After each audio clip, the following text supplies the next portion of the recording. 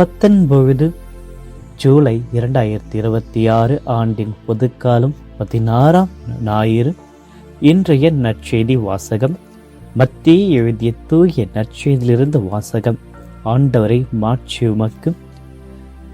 அதிகாரம் 13, இறை வசனங்கள் 24 43 முடிய. அக்காலத்தில் இயேசு மக்கள் கூட்டத்திற்கு எடுத்துரைத்த வேறு ஒரு உவமை விண்ணரசை பின்வரும் நிகழ்ச்சிக்கு ஒப்பிடலாம். ஒருவர் தம் வயலில் நல்ல விதைகளை விதைத்தார். அவருடைய ஆட்கள் தூங்கும் பொழுது அவருடைய பகைவன் வந்து கோதுமைகளுக்கு இடையே களைகளை விதைத்து விட்டு போய்விட்டான். பயிர் வளர்ந்து கதிர்விட்ட பொழுது களைகளும் காணப்பட்டன. நிலக்கிழாருடைய பணியாளர்கள் அவரிடம் வந்து, ஐயா, நீர்முது வயலில் நல்ல விதைகளை அல்லவா விதைத்தீர், அதில் களைகள் காணப்படுவது எப்படி என்று கேட்டார்கள். அதற்கு அவர், இது பகைவனுடைய வேலை என்றார்.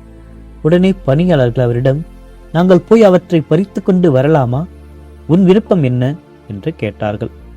அவர், வேண்டாம், களைகளை பறிக்கும் பொழுது அவற்றோடு சேர்த்து கோதுமையும் நீங்கள் பிடுங்கிவிடக்கூடும். அறுவடை வரை இரண்டையும் வளர விடுங்கள். அறுவடை நேரத்தில் அறுவடை செய்வோரிடம், முதலில் களைகளை பறித்து கொண்டு வந்து எரிப்பதற்கான கட்டுகளை கட்டுங்கள், கோதுமையையோ என் களஞ்சியத்தில் சேர்த்து வையுங்கள் என்று கூறுவேன் என்றார். இயேசு அவர்களுக்கு எடுத்துரைத்த வேறொரு உவமை. ஒருவர் கடுகு விதையை எடுத்து தம் வயலில் விதைத்தார். அவ்விதை எல்லா விதைகளையும் விட சிறியது. ஆனால் அது வளரும் பொழுது மற்ற எல்லா செடிகளையும் விட பெரியதாகும்.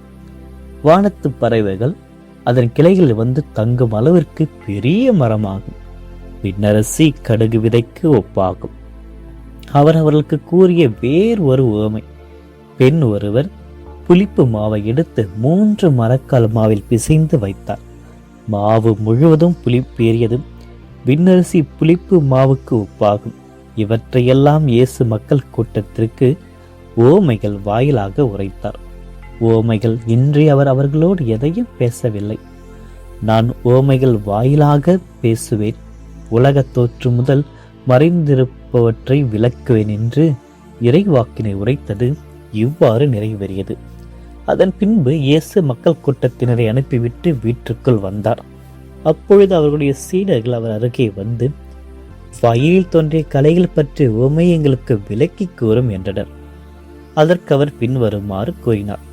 நல்ல விதைகளை விதைப்பவர் மானிட மகன். வயல் இவ்வுலகம். நல்ல விதைகள் கடவுளின் ஆட்சிக்குட்பட்ட மக்கள். களைகள் தீயோனை சேர்ந்தவர்கள். அவற்றை விதைக்கும் பகைவன் அலகை. அறுவடை உலகின் முடிவு. அறுவடை செய்வோர் வானத்துதர். எவ்வாறு களைகளை பறித்து தீக்கரையாக்குவார்களோ அவ்வாறே உலக முடிவிலும் நடக்கும். மானிட மகன் தம் வானத்துதரை அனுப்புவார். அவர்கள் அவருடைய ஆட்சிக்கு தடையாக உள்ள அனைவரையும் நெறி கெட்டோரையும் ஒன்று சேர்ப்பார்கள். பின் அவர்களை தீச்சுளையில் தள்ளுவார்கள். அங்கே அழுகையும் அங்கலாய்ப்பும் இருக்கும். அப்பொழுது நேர்மையாளர் தன் தந்தையிடம் ஆட்சியில் கதிரவனைப் போல் ஒளி வீசுவர். கேட்க செவியுள்ளோர் கேட்கட்டும் என்றார். ஆண்டவரின் அருள்வாக்கு. கிறிஸ்துவே உமக்கு புகழ். இயேசுவில் பிரியமான அன்பு சகோதர சகோதரிகளை, துவங்கியிருக்கின்ற அற்புதமான அழகிய புதிய வாரத்தில் இறைவனுக்கு நன்றி கூறி ஆண்டின் பொது காலத்தின் 16ஆம் ஞாயிறை இறைவன் அளித்தமைக்காக அவருக்கு நன்றி கூறுவோம். இன்றைய நற்செய்தி வழியாக ஒரு விவசாயி தன்னுடைய நிலத்தில் மிகவும் கஷ்டப்பட்டு நல்ல தரமான கோதுமை விதைகளை விதைக்கிறார். சில வாரங்கள் கழித்து வயலை பார்க்கின்ற பொழுது அவருக்கு ஒரு பெரிய அதிர்ச்சி காத்திருக்கிறது. கோதுமை செடிகளோடு வயல் முழுவதும் தேவையற்ற களைகள் வளர்ந்திருக்கின்றன. வேலைக்காரர்கள் ஓடி வந்து, நல்ல விதைத்தானே விதைத்தோம், பின்பு களைகள் எங்கிருந்து வந்தன, நாங்கள் போய் அவற்றை பிடுங்கி எரிந்து விடவட்டோமா என்று கேட்கிறார். அந்த நிலத்து உரிமையாளர் மிக நிதானமாக, வேண்டாம், அதை நீங்கள் பிடுங்க சென்றால் நல்ல செடிகளையும் பிடுங்கு என்று நாம் இன்றைய நற்செய்தியில் வாசிக்க கேட்டோம். இது இந்த நற்செய்தியின் வகையாக இயேசுனுடைய வாழ்க்கையில் அளிக்கின்ற பாடமாக அவருடைய அளவற்ற பொறுமையும் மனிதர்களின் ஆன்மீக விவேகத்தையும் இன்றைய நற்செய்தியில் நாம் பார்க்கிறோம். இறைவன் அங்கு அமைதியை பார்க்கிறார், பொறுமையை கையாளுகிறார். அதேபோன்று மனிதர்களை விவேகத்துடன் சிந்திக்க அழைக்கிறார். தீமையை கண்டு நாம் பதட்டம் அடையக்கூடாது. கடவுளுடைய நீதியிலும் அவருடைய பொறுமையிலும் நம்பிக்கை வைக்க வேண்டும். நம்முடைய இந்த நற்செய்தியின் வழியாக வருகின்ற அந்த கலைகள் என்பது ஒரு சாதாரண புல் அல்ல. அதனுடைய பேர் டர்னல் என்று குறிப்பிடுவார்கள், அதாவது நச்சு புல். இது வளரும் ஆரம்ப கட்டத்தில் பார்ப்பதற்கு அப்படியே கோதுமை செடியைப் போலவே இருக்கும். கதிர் முற்றும் போதுதான் எது கோதுமை எது களை என்று கண்டுபிடிக்க முடியும். மேலும் இதன் வேர்கள் கோதுமையின் வேர்களோடு பின்னி பிணைந்திருக்கும். இதைதான் இன்றைய உலகத்தோடு, திரு அவையோடு, நம்முடைய சொந்த வாழ்வோடு ஒப்பிட்டு பார்க்க வேண்டும். இயேசு கூறுகின்ற அந்த கலைகள் எவ்வளவு கொடியது என்று இந்த விளக்கத்தில் நாம் பார்த்திருக்கிறோம். நம்முடைய உலகத்தில் நல்ல மனிதர்களுக்கு ஏன் துன்பம் வருகிறது, தீயவர்கள் ஏன் நன்றாக வாழ்ந்து கொண்டிருக்கிறார் என்ற கேள்வி எப்பொழுதே நமக்கு உண்டு. உலகம் முழுவதும் தீமையும் நன்மையும் கலந்தே இருக்கின்றன. திரு அவையின் சூழலிலும் நம்முடைய பங்குகளிலும் கூட புனிதர்கள் இருக்கிறார்கள். அதே வேளையில் குறைபாடுகள் உள்ள மனிதர்களும் இருக்கிறார்கள். எல்லாவற்றுக்கும் மேலாக புனித அகுஸ்தினாருடைய கூற்றின்படி நல்ல ஒரு நிலம் என்பது வேறு எங்கும் இல்லை, நம்முடைய சொந்த இதயம்தான். நம் ஒவ்வொருவருக்குள்ளும் நல்ல குணங்கள் என்ற ஒரு கோதுமை இருக்கிறது. அந்த நேரத்தில் பொறாமை, கோபம், தீய எண்ணங்கள் போன்ற பல கலைகள் கலந்தே இருக்கிறது. ஆக இந்த கலைகளை நாம் உடனேயே வெளிப்படுத்த வேண்டும் என்பதற்கான அர்த்தம் அல்ல. பொறுமையில் அதை கையாள வேண்டும், ஆனால் விவேகத்துடன் கையாள வேண்டும். இந்த நற்செய்தியை சாதாரண வழிகளில் பார்க்கின்ற பொழுது தீர்ப்பளிப்பதில் நாம் அவசரப்படக்கூடாது. வேலைக்காரர்களைப் போல நாம் பல நேரங்களில் இவர் கெட்டவர் இவர் நல்லவர் என்று தீர்ப்பு எழுத அவசரப்படுகிறோம். ஆனால் மனிதர்களை மாற்றும் அதிகாரம் கடவுளுக்கு மட்டும்தான் ஒன்று. இன்று கலையாக இருக்கும் ஒரு மனிதர் கடவுளின் கிருபையால் நல்ல கோதுமையாக மாற வாய்ப்புண்டு. அதற்கு ஒரு சிறந்த உதாரணம் தான் தூய பவுலும் தூய அகஸ்தினாரும். அவருடைய வாழ்க்கையில் ஒரு கலைகளாக மற்றவருக்கு தோன்றி இருக்கலாம், ஆனால் கடவுள் அவர்களிடத்தில் நல்ல கோதுமை எடுத்தார். இரண்டாவது, கடவுளுடைய பொறுமையை நாம் கற்றுக்கொள்ள வேண்டும். நம்மிடம் உள்ள குறைகளை திருத்திக் கொள்ள கடவுள் நமக்கு வாழ்நாளை தந்து பொறுமையோடு காத்திருக்கிறார். அந்த பொறுமையில் தான் நாம் வாய்ப்புகளை பயன்படுத்தி நல்ல நிலைக்கு வர வேண்டும். நம்முடைய குடும்பத்தில் அண்டை வீட்டாரிடம் இருக்கின்ற பலவீனங்களை பொறுமையோடு நாம் கையாள வேண்டும், சகித்து கொள்ள வேண்டும். முடிவில் தீர்ப்பு உண்டு என்பதை உணர வேண்டும். கலைகளுக்கு இப்பொழுதுக்கு விடுதலை இருப்பது போல தோன்றினார். தீயவர்கள் இப்பொழுது நன்றாக ஜாலியாக இருக்க தோன்றலாம், ஆனால் அறுவடை நாளில், அதாவது இறுதி தீர்ப்பு நாளில் அவர்களுக்கு நிச்சயம் தண்டனை உண்டு.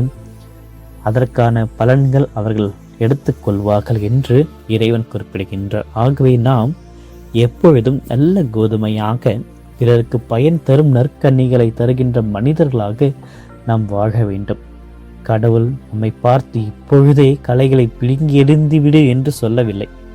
மாறாக நமக்குள் இருக்கின்ற கோதுமை செடிகள், அதாவது நற்குணங்கள், தீமையின் மத்தியிலும் பலமாக வளர்ந்து நிற்க வேண்டும் என்று அவர் விரும்புகின்றார். நம்முடைய வாழ்வில் உள்ள தீமைகளை நாம் கண்டறிய வேண்டும். அதை கண்டு கொள்வதற்கு நாம் சோர்ந்து போகக்கூடாது. தீமைகளை நன்மைகளால் வெல்லுகின்ற வரத்தை வேண்ட வேண்டும். இன்றைய நாளில் இறுதி அறிவுரையின் போது இறைவனுடைய களஞ்சியத்தில் சேர்க்கப்படுகின்ற ஒரு நல்ல கோதுமையாக நாம் மாற வேண்டும் என்றால், இறைவனை போன்று அமைதியிலும் பொறுமையிலும் விவேகத்திலும் சிறந்து விளங்கி நம்மில் இருக்கின்ற தீமைகளை நாம் எடுத்து சரியான நேரத்தை எடுத்துவிட்டு நல்ல கோதுமை மணிகளாக மாற இன்றைய நாளில் இறைவனுடைய ஆசீர்வாதத்தை பெறுவோம். இந்த ஞாயிறு நமக்கு ஒரு புதிய விடியலாக அமையட்டும். ஆமென். மன்றாடுவோமாக.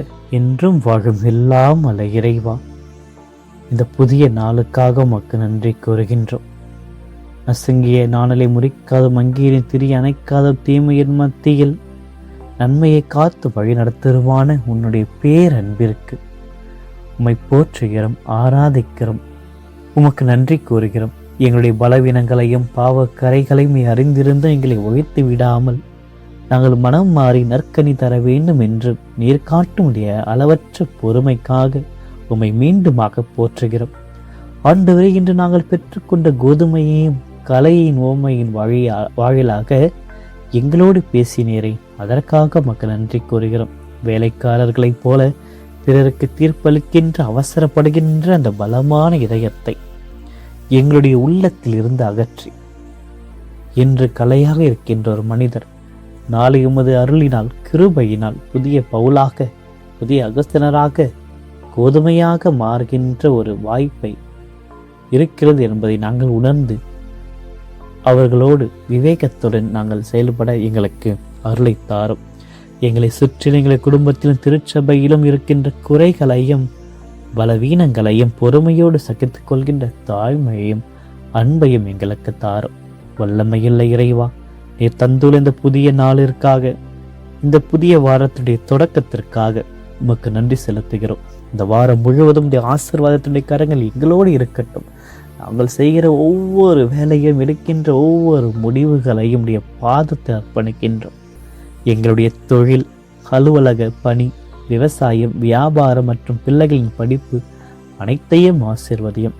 இந்த வாரம் முழுவதும் நாங்கள் சந்திக்க இருக்கின்ற சவால்களையும் சோதனைகளையும் எதிர்கொள்ள உமது தூய ஆவியின் பலத்தை எங்களுக்கு தந்திரலாம். தீமைகளை கண்டு நாங்கள் சோர்ந்து போகாமல் தீமையை கடந்த நன்மையினால் உலகை வெல்ல வேண்டும் என்ற ஒரு ஆற்றலை எங்களுக்கு தாரும். எல்லாவற்றுக்கும் மேலாக எங்களுடைய சொந்த இதயங்களை நம்முடைய கரத்தில் ஒப்படைக்கிறோம்.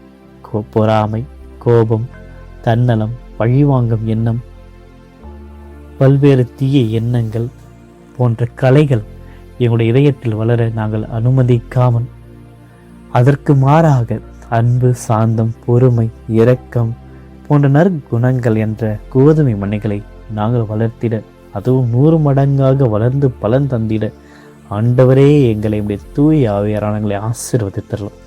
உடைய மாசற்ற அன்னை மரியாளுடைய பரிந்துரையினாலும் புனிதருடைய பாதுகாவலினாலும் வான தூதர்களினாலும் இந்த வாரம் முழுவதிலும் எங்களை வழிநடத்தி இறுதி அறுவடை நாளின் உடைய விண்ணக களஞ்சியத்தில் சேர்க்கப்படுகின்ற தகுதி வாய்ந்த ஒரு நல்ல கோதுமை மணிகளாக எங்களை மாற்றியறலாம்.